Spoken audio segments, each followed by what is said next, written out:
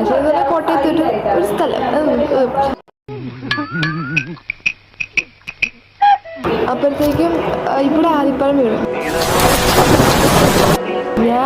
ഞാൻ കണ്ടിട്ടൊന്നുമില്ല. ഞാനിവിടെ വെളിയിൽ എന്ത് ചെയ്യുകയെന്ന് അറിയാം. ഞാൻ വെളിയിൽ മഴ പെയ്യുന്നതിന് മുമ്പ് ഷട്ടർ കളിച്ചുകൊണ്ടിരിക്കുകയായിരുന്നു. മഴ പെയ്തു. എൻ്റെ വീട്ടിൽ കയറി ഇങ്ങനെ മഴയത്ത് മറ്റേ ഗിറ്റാർ പിടിക്കുന്ന പോലെ ബാറ്റ് പിടിച്ചിട്ട് അവിടെ ഇങ്ങനെ പാട്ട് പഠിക്കൊണ്ട് നിൽക്കാം. ഇങ്ങനെ എന്താണ് ഞാൻ പാട്ട് പഠിച്ചുകൊണ്ട് നിൽക്കുകയാണ്. ഞാൻ ആ മഴ അത്യാവശ്യം തീരുന്നിടം വരെ അങ്ങനെ പഠിച്ചുകൊണ്ട് നിന്നു. മഴ ഇങ്ങനെ കൊണ്ടിട്ടും ഞാൻ അവിടുത്തെ നിന്നിട്ട് ഞാനൊരു ആലിപ്പഴം പോയിട്ട്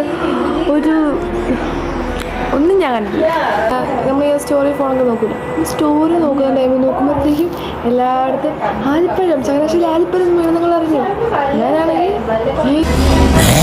ഇതൊക്കെ എപ്പോൾ ചങ്ങനാശ്ശേരി ഞാൻ ചങ്ങനാശ്ശേരി ഔട്ട് ഓഫ് കോറേജ് ആയിരുന്നു തോന്നി. ഇവിടെ ആലിപ്പഴം പോയിട്ട് ഒന്നും വീണിട്ടുണ്ടായിരുന്നില്ല. ഞാൻ പണ്ടൊക്കെ വിചാരിച്ച ആലിപ്പഴം എന്ന് വെച്ചാൽ അറിയുമോ എന്തോ ഒരു ഫ്രൂട്ടായിരുന്നു. അവിടെ മുന്തിരി പോലെ ഇരിക്കുന്നത് ഫ്രൂട്ടാണെന്നാണ് ഞാൻ വിചാരിച്ചത്. ശരിയാ. പിന്നെ വളർന്ന് പിന്നെയാണ് ഞാൻ മനസ്സിലായത് ആലിപ്പഴം എന്ന് പറയുന്ന ഐസോട്ട് ആയിട്ടൊരു സാധനമാണ്. പക്ഷെ അത് നേരിട്ട് കണ്ടിട്ടില്ല. എത്ര നാളായിട്ട് ജീവിച്ചിട്ടും എനിക്ക് വിധിയില്ല. അതാണ് എനിക്ക് തോന്നുന്നത്. ഇനി മുമ്പ് ഇടയ്ക്ക് ഞങ്ങളുടെ ആലിപ്പഴം വീണായിരുന്നു. പക്ഷെ ഇവിടെ ഒന്നും അന്ന് വീണില്ലായിരുന്നു. ഇപ്പം ഇവിടെ വീണിട്ടും എനിക്ക് കിട്ടിയിട്ടില്ല ആലിപ്പഴം.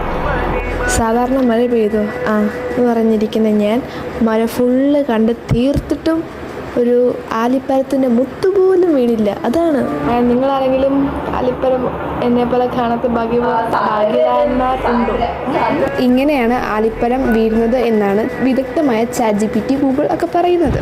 അപ്പോൾ എന്താ, ബൈ.